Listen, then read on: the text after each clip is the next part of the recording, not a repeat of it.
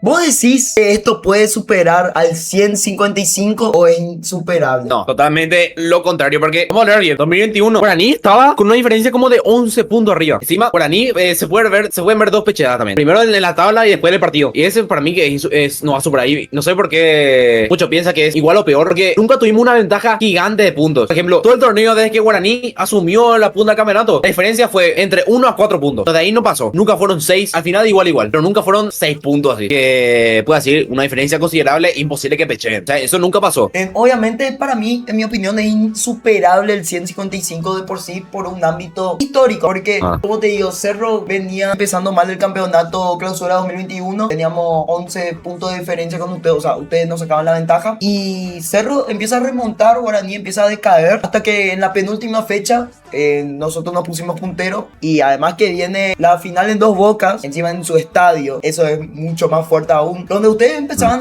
ganando 2-0, hasta el relator ahí Da Rosa les mató, ahí con Sí, yo me acuerdo, campeón, por Guaraní Dios. campeón, Por les Dios. mató, tipo, todos creíamos que Sergio no iba a remontar hasta que pasó lo que hizo Sergio y después lo demás fue historia, comparación, acá es definición de campeonato nomás, no es como una final, o sea, sí, es una final, pero no una final entre Cerro y Guaraní, así que se enfrente directo los dos.